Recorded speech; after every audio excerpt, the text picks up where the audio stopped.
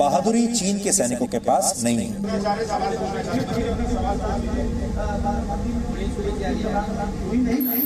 नमस्कार, मैं हूं सुधीर चौधरी। भारत के पराक्रम से चीन बना पाकिस्तान। चाइना की तो हर हरकत नापाक है और ये जासूसी में ही बिलीव करता है। चाइना ने तो अपने लोगों को ही नहीं बख्शा है, उन्होंने तो अपने हर एक नागरिक के ऊपर में सर्विलेंस की गई है। पाकिस्तान आतंक भरोसे, चीन जासूस भरोसे। सुरक्षित रहना पड़ेगा क्योंकि अब चीन की ये कंपनी पूरी निगाह कर रही है, रिकॉर्ड होता जाता है सब कुछ, और कंप्यूटर आर्टिफिशियल इंटेलिजेंस के जरिए पता करता है कि ये शख्स क्या बोल रहा है, उसके मन में क्या है। LAC पर हारे तो जिनपिंग चले जेम्स बॉन्ड बनने। यहाँ के स्टूडेंट भी स्पाइंग करते हैं, इनकी जो साइंटिस्ट जाते हैं वो भी स्पाइंग करते हैं। तो चीन का स्पाइंग करना और एक किस्म का साइकोलॉजिकल वॉरफेयर करना इसका मेन हथियार है। सुधीर चौधरी के पीछे चीन के एजेंट क्यों? नमस्कार, मैं हूं सुधीर चौधरी और DNA में आपका स्वागत। शायद आपके सुधीर चौधरी जी को लोग सुनना पसंद करते हैं, वो इन्फ्लुएंस मेकर हैं, वो ओपिनियन मेकर हैं अपने आप में, जिसके बेसिस पे कंट्री का ओपिनियन एक तरह से उभर रहा है। उस डर से चाइना ने उनका नाम रखा हुआ। जी न्यूज के पीछे चीन के कितने जासूस? चीन तो ऐसे सब पे ऊपर जासूसी कर रहा है। जी के ऊपर इसलिए कर रहा है क्योंकि एक राष्ट्रवादी चैनल है और ये राष्ट्र के हित में बोलो चीन के खिलाफ भी हो सकता है, तो इसको मद्देनजर रखते वो इसके ऊपर बहुत काम कर रहा है। आप कुछ काम कर रहे हैं उसको आप ओपनली डिस्क्लोज मत कीजिए, रिपोर्ट फाइल होने के बाद में डिस्क्लोज कीजिए।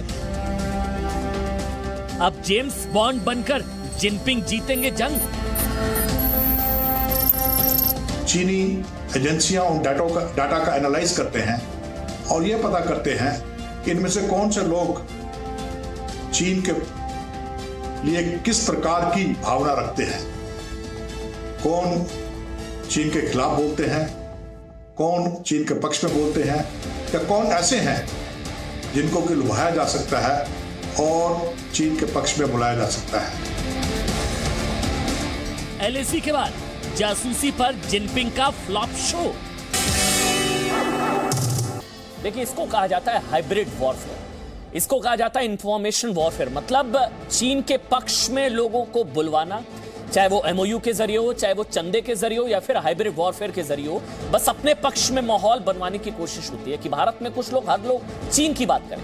देखिए, चीन के लिए आप लोग जानते हैं बहुत डरा हुआ है, चीन बहुत बौखलाया हुआ है। बार बार पिटाई ने चीन की हालत ऐसी कर दी है कि अब चीन जासूसी वाली नाकाम चाल चलने की कोशिश कर रहा है। फ्लॉप शो एक और खुलासा यह हुआ कि चीन के कंपनी ने 10,000 प्रभावशाली लोगों की जासूसी की कोशिश की है, जिसमें प्रधानमंत्री हैं, मुख्यमंत्री हैं, 40 मुख्यमंत्री हैं, जिसमें 24 सिटिंग हैं, 16 पूर्व मुख्यमंत्री हैं, CJI chief justice of India, CDS chief of defence staff general Bipin Rawat से लेकर अलग अलग सेक्टर्स के तमाम नामी लोग हैं जिनकी चीन जासूसी कर रहा है। इनमें जी न्यूज के editor in chief Sudhir Chaudhary का भी नाम शामिल है।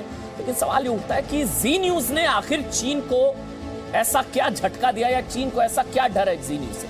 आपको जानना चाहिए कि चीन को जी न्यूज से दिक्कत क्या है। आखिर जी न्यूज ने कैसे भूमाफिया चीन के घुसपैठिए चरित्र को दुनिया के सामने ला दिया, जिससे वो बौखला गया। पहले पूरी खबर एक बार आपको 60 सेकंड में हम समझा देते हैं। देखिए, भारत के राष्ट्रपति, प्रधानमंत्री की जासूसी करवा रहा है चीन, कई केंद्रीय मंत्रियों की भी जासूसी करवा रहा है चीन, चीफ जस्टिस, इसके अलावा रक्षा मंत्री राजनाथ सिंह, इसके अलावा chief of defence staff general Bipin Rawat की भी जासूसी करा रहा है चीन, 5 पूर्व प्रधानमंत्री, 24 मौजूदा मुख्यमंत्री, 16 पूर्व मुख्यमंत्रियों की भी चीन जासूसी करा रहा है। 350 सांसदों अक्रॉस पार्टी लाइन, 350 सांसदों की जासूसी करा रहा है चीन, सैन्य अधिकारियों की, उद्योगपतियों की जासूसी करा रहा है चीन। जी न्यूज के editor in chief Sudhir Chaudhary की भी चीन ने जासूसी कराई है। देश में 10,000 से ज्यादा प्रभावशाली व्यक्तियों और संगठनों की जासूसी, चीन की एक IT कंपनी भारत में जासूसी करा रही है। आपको बता दें आईटी कंपनी का जो नाम है वो है Zhenhua. Zhenhua data information technology company ये जासूसी करा रही है, और झेनुआ डेटा कंपनी चीन की कम्युनिस्ट पार्टी के लिए काम करती है। चीन की कम्युनिस्ट पार्टी के लिए काम करती है ये जासूसी वाली कंपनी। जरा सोचिए, भारत के पराक्रम से हारकर क्या हालत हो गई है जिनपिंग की। भारत के खिलाफ जो हालत इमरान की है उसी हाल में जिनपिंग भी है। भारत के खिलाफ इमरान आतंकियों के भरोसे हैं और जिनपिंग जासूसों के भरोसे।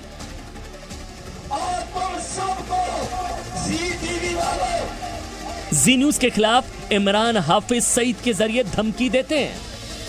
डिजिटल दुनिया में चीन के अतिक्रमण पर भारत ने आज एक और स्ट्राइक की, और चीन के बहिष्कार पर भारत और जी न्यूज के अभियान से परेशान जिनपिंग जासूसी पर उतर आए हैं। इंडियन एक्सप्रेस की रिपोर्ट के मुताबिक चीन भारत के राष्ट्रपति, प्रधानमंत्री, रक्षा मंत्री, वित्त मंत्री, चीफ जस्टिस ऑफ इंडिया और chief of defence staff general Bipin Rawat, सेना के कई वरिष्ठ अधिकारियों, मुख्यमंत्रियों और उद्योगपतियों की जासूसी करा रहा है। भारत में करीब 10,000 प्रमुख लोगों के पीछे जिनपिंग के जेम्स बॉन्ड लगे हुए हैं। इन प्रमुख लोगों में जी न्यूज के editor in chief Sudhir Chaudhary भी शामिल हैं। जब आज अखबार में पढ़ा, अपने बारे में कुछ नहीं लगा। मैं शुरू से एंटी चाइना कवरेज कर रहा हूँ। मेरे सारे शोज़ में मैंने चाइना को एक्सपोज करने की कोशिश की है। हमने कैंपेन्स चलाए हैं चाइना के खिलाफ। एक मिस्ड कॉल कैंपेन चलाया था जिसका नाम हमने दिया था मेड इन इंडिया कैंपेन। तो हो सकता है कि उस नाते चाइना की नज़रों में हम जैसे लोग आ गए होंगे, लेकिन जब वो परिवार को इन्वॉल्व करता है, हमारे पूरे एक सोशल इकोसिस्टम को, एक प्रोफेशनल इकोसिस्टम को वो शामिल कर रहा है इस पूरी लड़ाई में, उसको लेकर थोड़ा ज़रूर मैं डिस्टर्ब्ड हूँ। और ये सब पढ़ने के बाद मैंने सबसे पहले अपने परिवार को और अपने दोस्तों को बताया कि आप लोग थोड़ा सावधान रहिए, केयरफुल रहिए, और इस दौर में चीन जैसा जो देश है वो कुछ भी कर सकता है। पाकिस्तान के आतंकवादियों की तरह जिनपिंग जी न्यूज से इसलिए परेशान है क्योंकि जी न्यूज ने ही सबसे पहले बताया कि गलवान में भारत ने कैसे चीन के गुरूर की गर्दन तोड़ दी।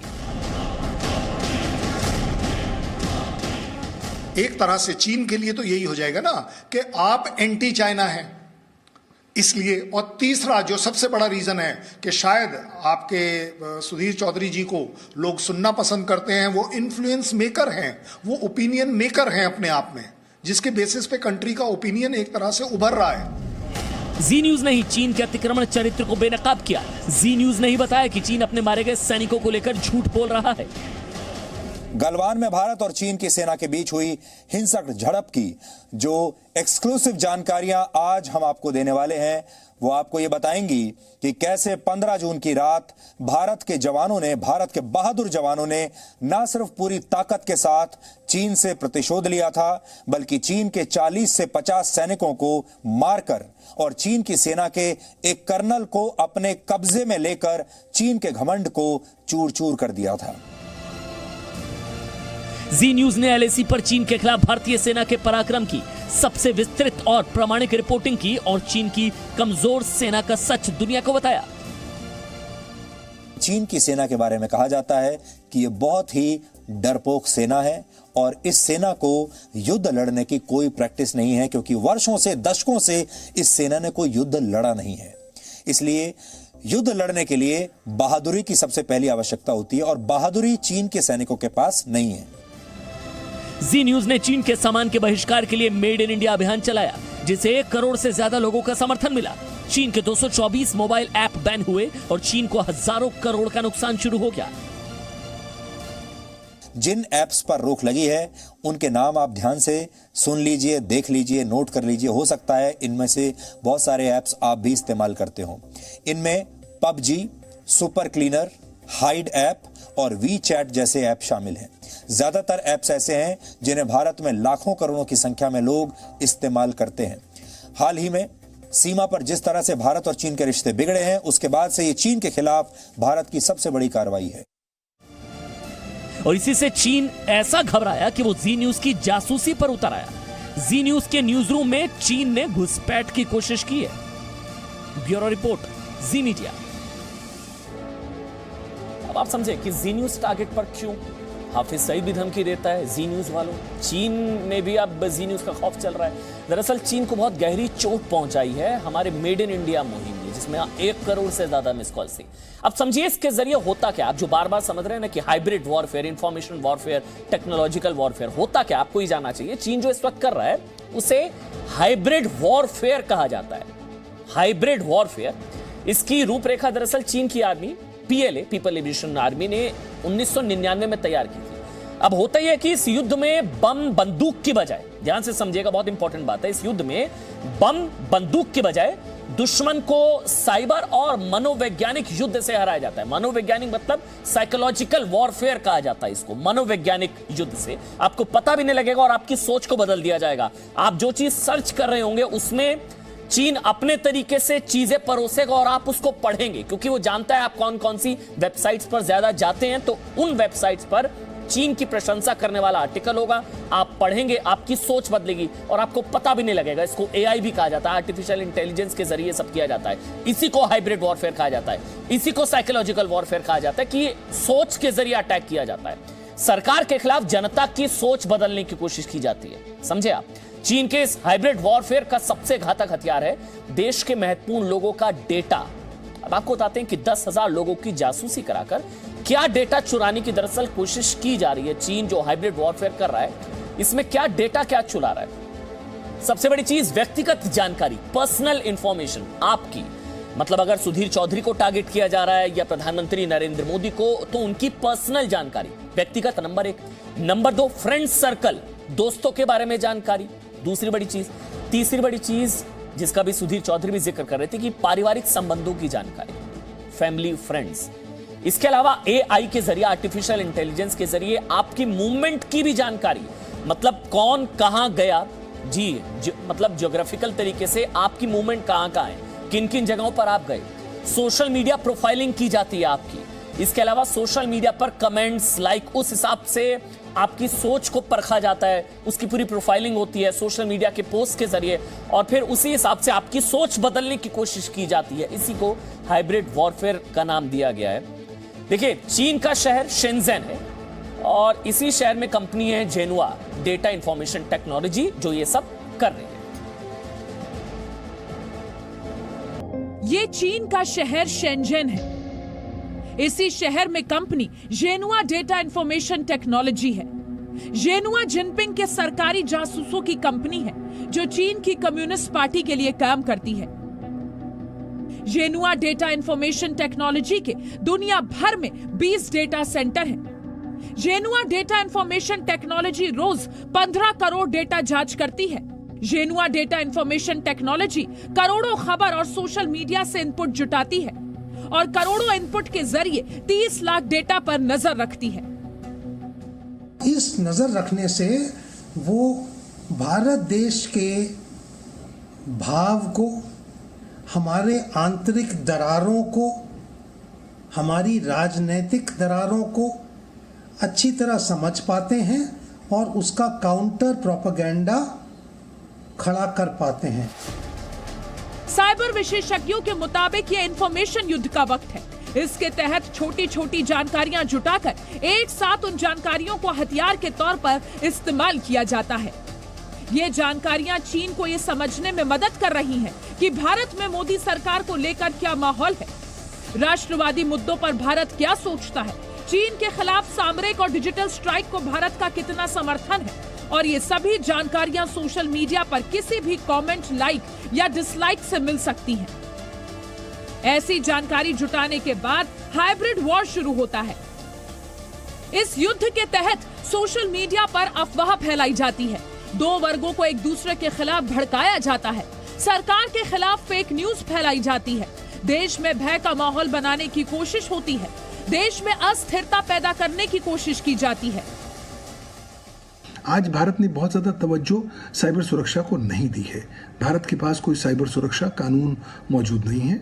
हाँ, राष्ट्रीय साइबर सुरक्षा स्ट्रैटेजी आने वाली है 2020 में, लेकिन आज सरकार के पास पावर है कि वो सेक्शन 87 भारत के इंफॉर्मेशन टेक्नोलॉजी एक्ट में रूल्स एंड रेगुलेशंस ला सकती है, ताकि विभिन्न प्रकार के डिजिटल स्टेक होल्डर्स और डिजिटल इन्फ्लुएंसर्स की जिम्मेवारियों को परिभाषित करे। हाइब्रिड वॉर की ये साजिश इसलिए भी खतरनाक है क्योंकि इससे देश के आंतरिक मुद्दों, राष्ट्रीय राजनीति, सुरक्षा और अर्थव्यवस्था को लेकर देश में भ्रम और भय की स्थिति फैलाने की कोशिश होती है ताकि युद्ध के मैदान में पहुंचने से पहले ही किसी दूसरे देश के खिलाफ मानसिक युद्ध जीता जा सके। ब्यूरो रिपोर्ट, जी मीडिया।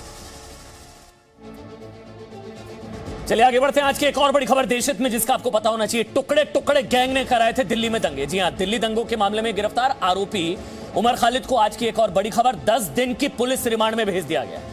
कल दिल्ली पुलिस की स्पेशल सेल ने उमर खालिद को गिरफ्तार किया था, जिसे आज कड़कड़डूमा कोर्ट में पेश किया गया। स्पेशल सेल ने कोर्ट में कहा कि इस केस से जुड़े 11 लाख पन्नों के दस्तावेज को तैयार किया गया और इसी को लेकर उमर खालिद से रिमांड को लेकर पूछताछ बहुत जरूरी है। 10 दिन की पुलिस रिमांड में दिल्ली दंगों का आरोपी उमर खालिद।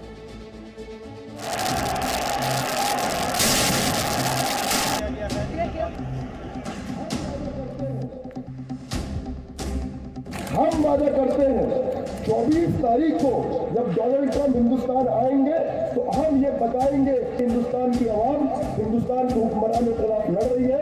अगर हिंदुस्तान के हुक्मरान देश को बांटना चाहते हैं तो हिंदुस्तान की आवाम देश को छोड़ने के लिए तैयार है।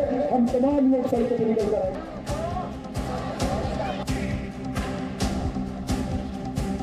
साथियों, सिलनपुर हो, जामिया हो या फिर शाहीन बाग, बीते कई दिनों से सिटीजनशिप अमेंडमेंट बिल को लेकर प्रदर्शन हुए। क्या ये प्रदर्शन सिर्फ एक संयोग है? जी नहीं, ये संयोग नहीं, ये एक प्रयोग है।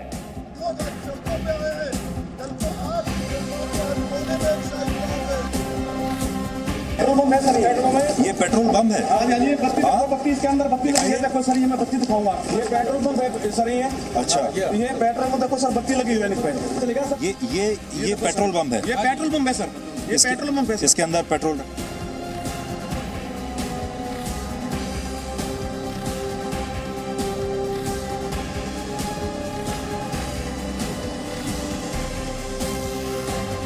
ये एक तरह से आतंकी हमला था, 26/11 जैसा आतंकी हमला दिल्ली के ऊपर जो फरवरी में किया गया। महीनों की तैयारी, प्लानिंग, डेट डिसाइड करके इन्होंने दंगे किए।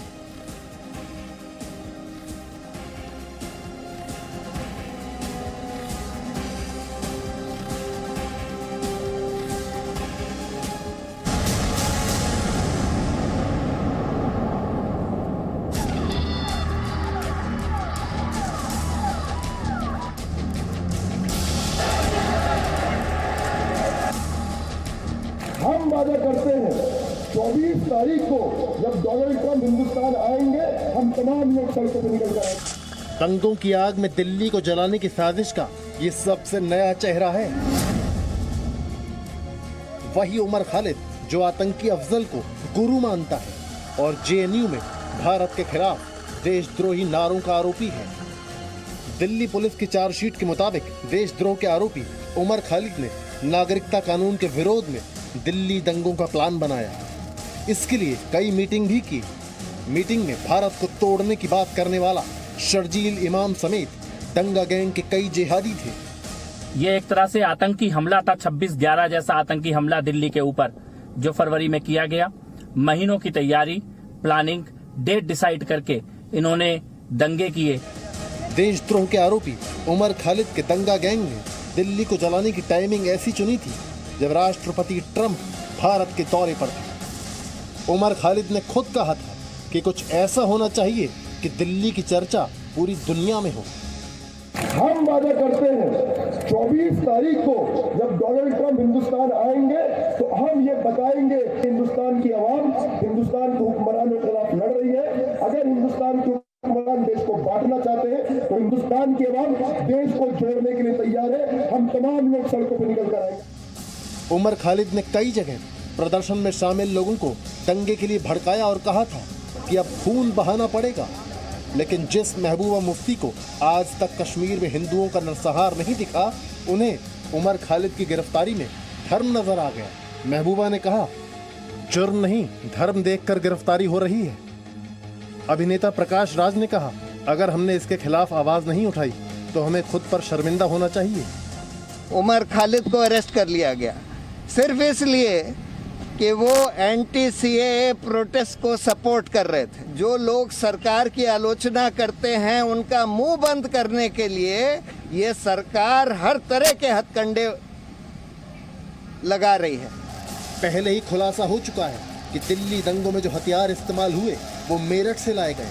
ये खुलासा दंगों के मामले में यूएपीए के तहत गिरफ्तार खालिद सैफी ने किया है और इन हथियारों के लिए पैसे कांग्रेस की पूर्व पार्षद इशरत जहां ने दिए थे। दिल्ली दंगों में film maker Rahul Roy, professor Apoorvanand, Sitaram Yechury समेत कई ऐसे लोग आरोपी बनाए गए हैं जो मुस्लिम नहीं हैं। धर्म की राजनीति करने वालों को ये बात याद रखनी चाहिए। ब्यूरो रिपोर्ट, जी मीडिया। वैसे कश्मीरी पंडितों के नरसंहार पर खामोश रहने वाली महबूबा मुफ्ती दंगों के आरोपी से क्यों सहानुभूति जता रही है? क्योंकि महबूबा मुफ्ती धर्म की राजनीति करती है। अगर ऐसा नहीं होता तो महबूबा मुफ्ती, फारूक अब्दुल्ला समेत जम्मू कश्मीर की राजनीति करने वाले पार्टियों को आज कश्मीरी पंडितों का बलिदान दिवस याद रहा होता, जहां धर्म के नाम पर कश्मीरी पंडितों का नरसंहार किया गया था। कश्मीरी पंडितों के बलिदान पर चुप्पी नहीं होती। आज के ही दिन ये महबूबा मुफ्ती आपके लिए, फारूक अब्दुल्ला आपके लिए। ध्यान से देखिएगा देशित, आज के दिन यानी कि 14 सितंबर 1989 को कश्मीरी पंडित टीकालाल टपलू की हत्या से हिंदुओं के नरसंहार की शुरुआत हुई थी। धर्म के आधार पर हिंदुओं के नरसंहार की शुरुआत 30 साल बाद आज पहली बार कश्मीरी पंडितों ने अनंतनाग जिले में कश्मीरी पंडितों का बलिदान दिवस मनाया। 1989 में आतंकवादी और वहां के लोगों ने घाटी को हिंदुओं से खाली कराने के लिए कई कश्मीरी पंडितों की हत्या कर दी गई थी। 90 के बाद शहीद जो लोग यहाँ पर हुए, मेन जो पहली शहादत जो उसने दी वो हमारे पंडित टिकलाल जी टिपलू थे। उसके बाद हमारे प्रेमनाथ बाट जी, बहुत सारे जो आगे, मगर पहली शहादत जो थी वो टिकलाल टिपलू की थी। आज हम पहले कश्मीरी पंडित के नाते, क्योंकि पूरे देश में और पूरे वर्ल्ड में आज ये 14 सितंबर बलिदान दिवस के हम मना रहे हैं, बलिदान दिवस। बॉलीवुड नहीं जनाब, ड्रगवुड कहिए। बॉलीवुड में नशा ही नशा है। रिया छोटी मछली, सारा बड़ी मछली।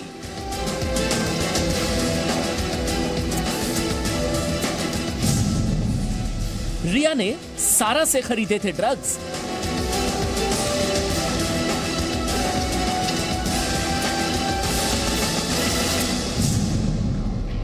सारा का सारा ड्रग्स सीक्रेट ओपन हो गया।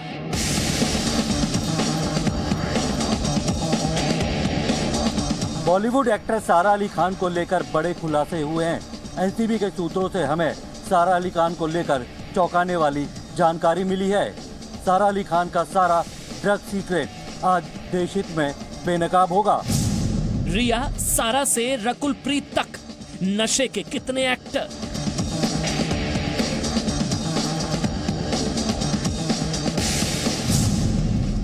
फिल्मी नहीं, इन सितारों की रियल स्टोरी एक्सक्लूसिव।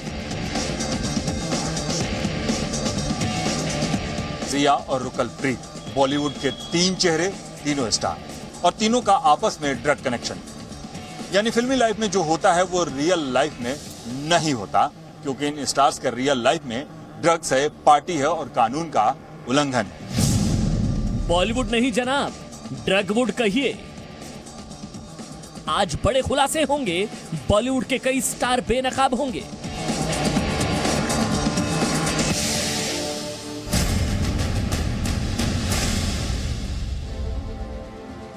नमस्कार, देशहित में हम बात करेंगे बॉलीवुड के ड्रग्स रैकेट की, जिसमें आप पहले ही जानते हैं कई जाने पहचाने चेहरों को जी न्यूज बेनकाब कर चुका है। लेकिन आज इन चेहरों से जुड़े कई और बड़े खुलासे करने का वक्त है। लेकिन उससे पहले देशहित में एक्टर सारा अली खान को लेकर कुछ गंभीर सवाल है। सवाल यह है, क्या रिया चक्रवर्ती ने सारा अली खान से खरीदे थे ड्रग्स? जी हां, बहुत गंभीर सवाल ये। और क्या सारा और रिया का कॉमन ड्रग्स लिंक है?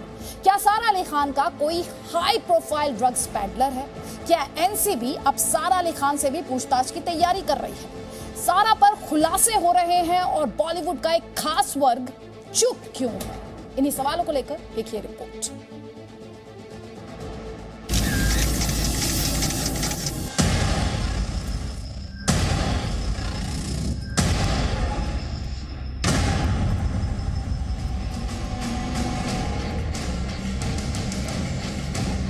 जी न्यूज आज अगर बॉलीवुड को बॉलीवुड नहीं ड्रग्स वुड कह रहा है तो इसकी ठोस वजह है। हर दिन बड़े खुलासे हो रहे हैं। सबसे ज्यादा चौंकाने वाला नाम सारा अली खान का है। जी न्यूज ने ही आपको सबसे पहले बताया था कि एनसीबी की पूछताछ में रिया चक्रवर्ती ने सारा अली खान का भी नाम लिया था। अब सारा के ड्रग्स के जुड़े सारे राज एक एक कर देश के सामने आ रहे हैं। सवालों के जरिए समझिए सारा का ये नशीला जाल। हमारा सवाल था, क्या रिया ने सारा से ड्रग्स खरीदे थे? एनसीबी के सूत्रों ने हमें बताया कि हाँ ऐसा हुआ है और रिया ने एक नहीं कई बार सारा से ड्रग्स लिए थे। यानी रिया के पास जब ड्रग्स खत्म हो जाते थे तो उनकी एक उम्मीद सारा अली खान होती थी, रिया को सारा ड्रग्स पहुंचाती थी। ऐसे में अगला सवाल ये उठता है कि सारा अली खान को ड्रग्स कहां से मिलते थे? इसका जवाब और भी ज्यादा चौंकाने वाला है। एनसीबी के सूत्रों के मुताबिक सारा अली खान एक हाई प्रोफाइल पेडलर से ड्रग्स लेती थी। यानी सारा का मुंबई में अपना एक अलग ड्रग नेटवर्क है। और मुंबई में जी न्यूज की इन्वेस्टिगेशन टीम को यह भी जानकारी मिली है कि कुछ ड्रग पेडलर्स से रिया और सारा दोनों ड्रग्स खरीदती थी। मतलब मुंबई में कुछ ड्रग पेडलर्स ऐसे हैं जो कई सितारों को ड्रग्स की सप्लाई करते हैं और हर एक स्टार दूसरी फिल्मी हस्ती का राज जानता है। सारा अली खान फिल्म केदारनाथ में सुशांत की हीरोइन थी। सारा सुशांत की अच्छी दोस्ती थी। रिया से सारा का ड्रग्स कनेक्शन सामने आने के बाद उनकी मुश्किलें बढ़ सकती हैं। ब्यूरो रिपोर्ट, जी मीडिया। तो एक तरफ सारा अली खान से कई सारे सवाल हैं, तो आपको यह भी बता दें कि अब से थोड़ी देर पहले ड्रग्स केस में सारा अली खान का नाम आने पर एनसीबी ने सफाई दी है। एनसीबी ने क्या कहा है आपको बता दें। एनसीबी के अधिकारियों ने दरअसल दो बड़ी बातें कही हैं। पहली तो यह है कि रिया से पूछताछ में सारा अली खान, रकुल प्रीत और सिमोन जैसी एक्टर का नाम सामने आया है। और दूसरी बात यह बताई गई है कि जिन 25 बॉलीवुड कलाकारों की लिस्ट तैयार की गई है, क्या उनसे पूछताछ होगी, जो कि आपका भी सवाल होगा। एनसीबी ने इसका जवाब ना में दिया है। वैसे सुशांत सिंह केस में जी न्यूज आपको काल्पनिक नहीं प्रामाणिक खबरें लगातार दिखा रहा है। इसी कड़ी में अब आपको एक और बड़ा खुलासा दिखाते हैं। सुशांत के फार्म हाउस में एनसीबी की टीम ने रेड की। सुशांत के लोनावला स्थित फार्म हाउस में एनसीबी की टीम को ड्रग्स का सेवन करने से जुड़ी कई चीजें बरामद हुई।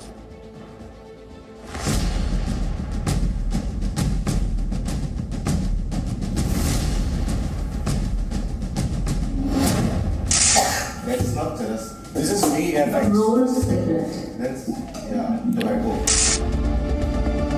जी न्यूज ने आपको सुशांत और रिया के ड्रग्स का सेवन करती हुई तस्वीरें एक्सक्लूसिव दिखाई थी। एक घर में सुशांत और रिया ने ड्रग्स की महफिल सजा रखी थी। लेकिन सुशांत की ड्रग्स पार्टी का ये एक सच है। दूसरा सच हमें मुंबई से करीब 100 किलोमीटर दूर लोनावला में पता चला। पूरा देश एक बार ध्यान से देख ले कि इस वीडियो में क्या होते हुए उन्हें नजर आ रहा है। इसमें सुशांत भी है, इसमें रिया भी है। लोनावला, जहां के एक फार्म हाउस में आए दिन ड्रग्स की महंगी पार्टी होती थी। यह है सुशांत का लोनावला में स्थित फार्म हाउस हैंगआउट। जैसा कि नाम से ही पता चलता है, इस फार्म हाउस के अंदर का पूरा माहौल नशीला था। एनसीबी के रेड में इस फार्म हाउस से कई दवाइयां बरामद हुई हैं, हुक्का बरामद हुआ, अलग अलग किस्म के एस्ट्रे जब्त किए गए। इसके अलावा कई ऐसी महत्वपूर्ण जानकारियां मिली जिससे सुशांत के केस में रिया एंड ड्रग्स मंडली पर एनसीबी का शिकंजा कसता चला गया। वहां पर जो पार्टियां होती थी उसमें रिया चक्रवर्ती, शौविक चक्रवर्ती और उनके स्टाफ के अलावा कई सारी बॉलीवुड की हस्तियां भी शामिल हुआ करती थीं। अब मुंबई पुलिस के बाद एनसीबी ने वहां रेड मारकर कई सारी ऐसी चीजें बरामद करी हैं जो हुक्का ड्रग्स वाली जो थ्योरी है उसको एस्टेब्लिश करती हुई नजर आ रही हैं। इस फार्म हाउस में एनसीबी की रेड के बाद जी न्यूज को एक्सक्लूसिव जानकारी मिली है कि सुशांत ने लोनावला में ये फार्म हाउस 2.5 लाख रुपए किराए पर लिया हुआ था। यहाँ सारा अली खान भी एक पार्टी का हिस्सा बन चुकी हैं। बॉलीवुड की भी कई हस्तियां इस दौरान यहां पर मौजूद रहती थीं। एनसीबी के सूत्र इस बात को भी कंफर्म कर रहे हैं कि सारा अली खान भी फिल्म केदारनाथ की शूटिंग के खत्म होने के बाद यहां पर पार्टी करने के लिए आई थीं। एनसीबी के सूत्रों से जी न्यूज को पता चला है कि लोनावला के हैंगआउट फार्म हाउस में ड्रग्स की पार्टी उस दौर में भी हुई है जिस समय सुशांत डिप्रेशन को दूर करने के लिए स्टेरॉइड्स ले रहे थे। यानी रिया को सुशांत की हालत के बारे में तब भी मालूम था, लेकिन उस समय भी रिया ने सुशांत को ड्रग्स लेने से रोकने की कोई कोशिश नहीं की। सुशांत को दवा के बदले धीमा जहर दिया जाता रहा। मुंबई से अंकुर त्यागी के साथ ब्यूरो रिपोर्ट, जी मीडिया। और बॉलीवुड में ड्रग्स रैकेट का मामला संसद में भी गूंजा है। आपको बता दें, कोरोना महामारी के बीच 17वीं लोकसभा का चौथा सत्र शुरू हो चुका है। आज संसद के मॉनसून सत्र के पहले दिन कोरोना के प्रभाव की तस्वीरें भी दिखी। कैसे सावधानी बरती गई वो तस्वीरें और इन्फॉर्मेशन आप तक पहुंचाएंगे। लेकिन जैसा कि मैंने कहा कि सत्र के पहले ही दिन सदन में बॉलीवुड ड्रग्स का ये पूरा मुद्दा गूंजा। बीजेपी सांसद रवि किशन ने पटल पर इस मामले को उठाया। ड्रग्स के पाकिस्तान कनेक्शन की जांच की मांग की गई और दोषियों को सजा दिलाने की मांग भी उठी। ड्रग ट्रैफिकिंग, ड्रग एडिक्शन की समस्या बढ़ती जा रही है। हानिकारक दवाओं के सेवन के माध्यम से देश की युवा पीढ़ी को बर्बाद करने की साजिश रची जा रही है। मुझे दुख के साथ कहना पड़ रहा है कि इस साजिश में हमारे पड़ोसी मुल्कों का हाथ है। प्रतिवर्ष चीन और पाकिस्तान के रास्ते देश में भारी मात्रा में नशे की दवाइयों की तस्करी होती है, मंगाई जाती है। नशे की दवाइयां हमारी फिल्म इंडस्ट्री में भी इसके एडिक्शन करवा दी। वो एडिक्शन आज हमारी सरकार ने कई लोगों को पकड़ा है, पकड़े जा रहे हैं। NCB is doing very good work. अपनी सरकार से जो हिसाब से आज हम लोग एकदम इनको चारों तरफ पकड़ रहे हैं, तो ये सख्त कार्रवाई की जाए। तो सांसद रवि किशन को जब आप बोलते हुए सुन रहे होंगे तो आपको ये समझ में आ गया होगा कि कोरोना काल में संसद के भीतर की तस्वीर किस तरह से बदली है। जी हाँ, पहले दिन संसद में सब कुछ बदला नजर आया। संसद परिसर में एंट्री से लेकर सदन की कार्यवाही तक में कोरोना के असर को साफ देखा जा सकता था। आपको बता देती हूँ कैसे। संसद के एंट्री पॉइंट पर टेम्परेचर चेक हुआ, सभी सांसदों की कोविड टेस्ट रिपोर्ट देखी गई। सत्र के पहले दिन ही बीजेपी के 12 सांसदों सहित 17 सांसद कोरोना पॉजिटिव पाए गए। जिन सांसदों की रिपोर्ट नेगेटिव आई उन्हें ही संसद के अंदर जाने की अनुमति दी गई।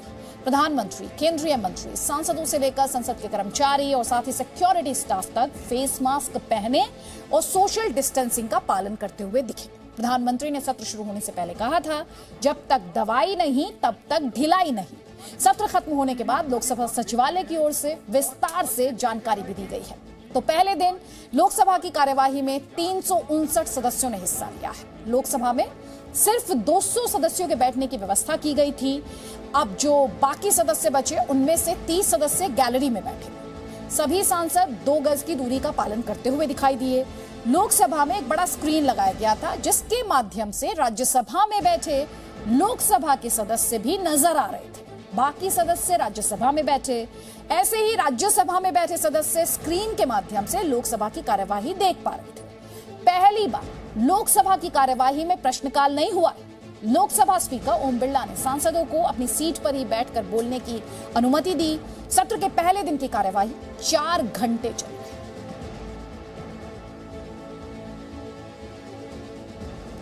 चलिए आगे आपको कुछ और बड़ी खबरें दिखाएंगे, लेकिन उससे पहले एक तस्वीर हम आपको दिखाएंगे। जी हाँ, ये तस्वीर है इंसान के जानवर बनने की तस्वीर। एक बार फिर से सुनिए, इंसान के जानवर बनने की तस्वीर, क्रूरता की हदें पार करती तस्वीर, अहिंसा परमो धर्म की हमारी देश की पहचान को मिटाने वाली ये तस्वीर जिसे आप देख रहे हैं। ऐसे लोग जो जानवरों के प्रति प्रेम को दर्शाते महात्मा गांधी के उपदेश को भूल जाए, जानवरों के प्रति शैतान जैसा व्यवहार करें, ऐसे व्यक्तियों को कड़ी से कड़ी सजा मिलनी चाहिए।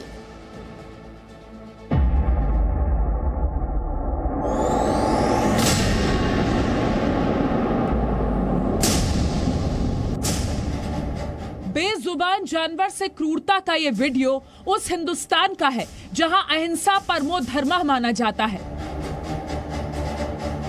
क्रूरता का ये वीडियो महात्मा गांधी के भारत का है, जिन्होंने कहा था, किसी देश की महानता और नैतिक प्रगति को समझना हो तो देखना चाहिए कि उस देश के लोग जानवरों के साथ कैसा सुलूक करते हैं। महात्मा गांधी। क्रूरता का ये वीडियो भगवान महावीर के भारत का है, जिनका उद्देश्य सभी जानवरों को अपने जीवन से प्रेम है, इसलिए इनके जीवन को बचाया जाना चाहिए। भगवान महावीर। ये वीडियो जंगल का नहीं, शहर का है, जहां माना जाता है कि शहरों में रहमदिल, सभ्य और जान बचाने में विश्वास करने वाले इंसान रहते हैं। लेकिन भोपाल के आरोपी सलमान ने इस विश्वास की क्रूरता से हत्या कर डाली। सलमान का यह वीडियो सोशल मीडिया पर वायरल हो रहा है, जिसमें वो अपने पास खड़े एक बेजुबान को उठाता है और तालाब में फेंक देता है। सोशल मीडिया पर यह वीडियो वायरल हुआ और आरोपी सलमान को गिरफ्तार कर लिया गया। हर जो पॉसिबल प्लेटफॉर्म है हम वहाँ तक ये खबर पहुँचा सके, ताकि उस एक एनिमल की बात नहीं है। भोपाल में लगातार हर रोज, हर दूसरे तीसरे दिन एनिमल्स के साथ जो वायलेंस होता है वो पूरी तरीके से बंद हो, ये हमारा मकसद है। तो इसीलिए हमारी अथॉरिटी से, एडमिनिस्ट्रेशन से यही रिक्वेस्ट है, इस चीज को लापरवाही से ना लें। लेकिन सलमान के साथ उसका वो दोस्त भी है जो इस क्रूरता में शामिल है, जो इस घटना का वीडियो बना रहा था। उसने सलमान को रोकने की कोशिश नहीं की, बल्कि वीडियो बनाकर उसकी क्रूरता में साथ दिया।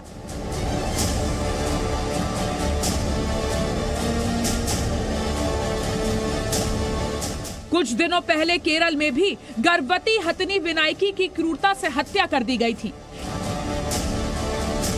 ये भूखी हथिनी मलपुरम में खाने की तलाश में इंसानों की बस्ती में पहुंची थी और कुछ जानवरों ने भूखी हथिनी को पटाखे से भरा अनानास खिला दिया। इसके बाद तालाब में खड़े खड़े उसकी और गर्भ में बच्चे की मौत हो गई। ब्यूरो रिपोर्ट, जी मीडिया।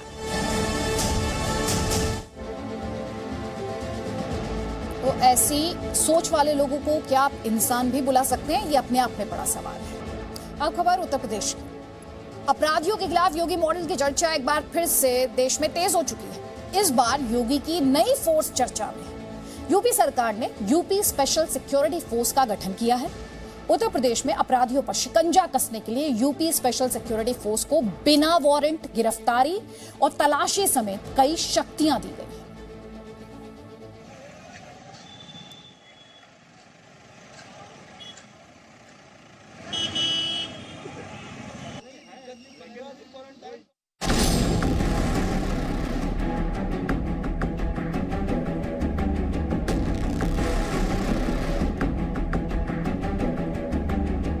यूपी में रहना है तो शराफत से रहना है, शरीफ बनकर रहना है। गुंडागर्दी, हत्या, डकैती को जिसने भी अंजाम दिया उसका अंजाम बुरा होगा।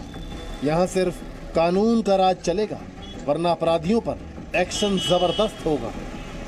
सत्ता के संरक्षण में पल रहे गुंडे, माफिया, अपराधी, लुटेरे, ये सब के सब मेहरबानी करके तो उत्तर प्रदेश छोड़ करके चले जाएं, और अगर उत्तर प्रदेश में रहेंगे तो फिर उनके लिए दो जगह होंगी।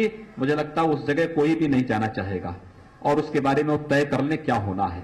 यूपी के मुख्यमंत्री योगी आदित्यनाथ ने राज्य में अपराध पर लगाम लगाने के लिए बड़ा फैसला लिया है। राज्य सरकार ने यूपी स्पेशल सिक्योरिटी फोर्स का गठन किया, जिसे बिना वारंट गिरफ्तारी, तलाशी जैसी कई शक्तियां दी गई हैं। यूपी में एडीजी स्तर का अधिकारी यूपी स्पेशल सिक्योरिटी फोर्स का मुखिया होगा और इसका मुख्यालय लखनऊ में होगा।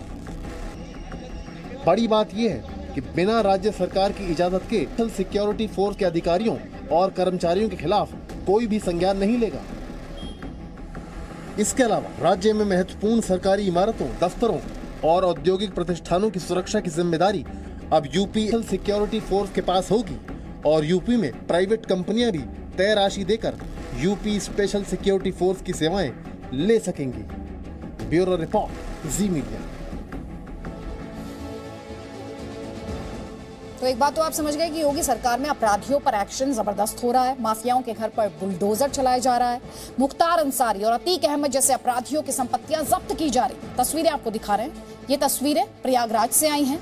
अहमदाबाद जेल में बंद माफिया अतीक अहमद के अवैध साम्राज्य पर योगी सरकार की जो कार्रवाई है वो आप देख पा रहे हैं। प्रयागराज में अतीक अहमद की 90 करोड़ की 2 संपत्तियों पर बने निर्माण को बुलडोजर से ध्वस्त कर दिया गया। अतीक अहमद की 2 संपत्तियां प्रयागराज के लूकरगंज इलाके में, जिसमें से एक प्रॉपर्टी 7000 वर्ग मीटर है तो दूसरी लगभग 3000 वर्ग मीटर की है। presenting B News app, available on Google Play and App Store. Download it now.